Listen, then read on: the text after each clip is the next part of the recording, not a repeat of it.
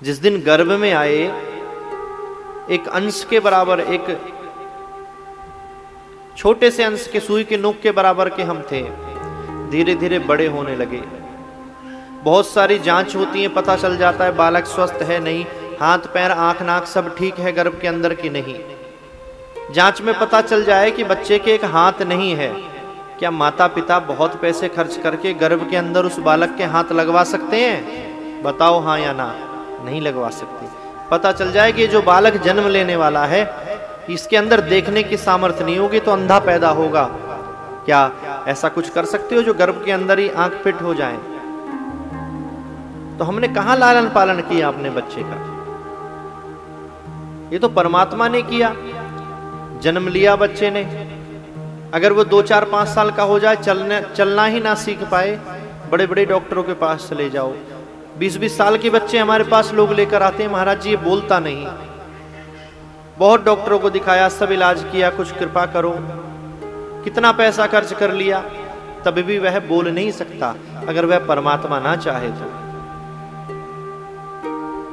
कुछ उसे याद ना रहे, थोड़ी सी बुद्धि वीक हो, तो कितना भी इलाज करा लो वो ठीक नहीं हो सकती। तो इस सब व्यवस्था किसने करी? उस परमात्मा ने ही तो व्यवस्था करी है।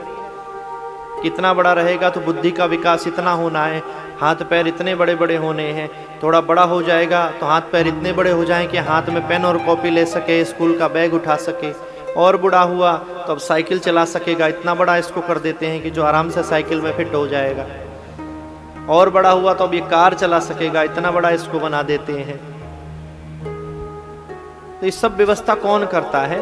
परमात्मा करते हैं। हम और आप चाह कर भी नहीं कर सकते। इसीलिए हमारे शरीर पर लगभग 90% अधिकार भगवान का ही है। माइकल जैक्सन की मृत्यु की स्टोरी सुन रहा था मैं, एक दिन पढ़ रहा था मैं, एक जगह लिखा था कि उसको ऐसा लगता था कि मैं मरूंगा ही नहीं जल्दी से, और मरूंगा भी तो कई हजार साल बाद मरूंगा।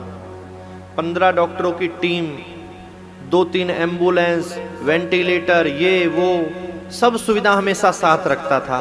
विदेश के डॉक्टर उसके साथ रहते थे। लेकिन जब अंत समय आया, सब डॉक्टरों की टीम धरी रह गई, बड़े से बड़े हॉस्पिटल में ले गए। उसका घर भी एक स्वयं बहुत बड़ा हॉस्पिटल ही था। उसको इतना मृत्यु का भय था, लेकिन चाह कर भी कोई नहीं बचा पाया। डॉक्टर लोग आज भी शोध कर रहे हैं कि शरीर में से ऐसा क्या बाहर निकल जाता है जो ये चलना फिरना बोलना बंद कर देता है। मरने के बाद क्या निकलता है बाहर? कुछ दिखता थोड़ी है। उस परमात्मा का अंश ही तो है।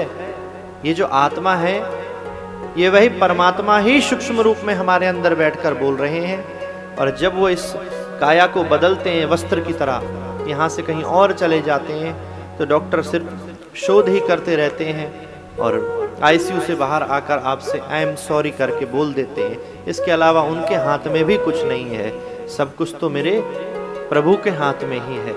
इसलिए सब कुछ अपना आप उनके हाथ में ही सौंप दो, कि जिसका अधिकार हम पर 90% है, वही हमारी सब व्यवस्थाओं को चलाएगा।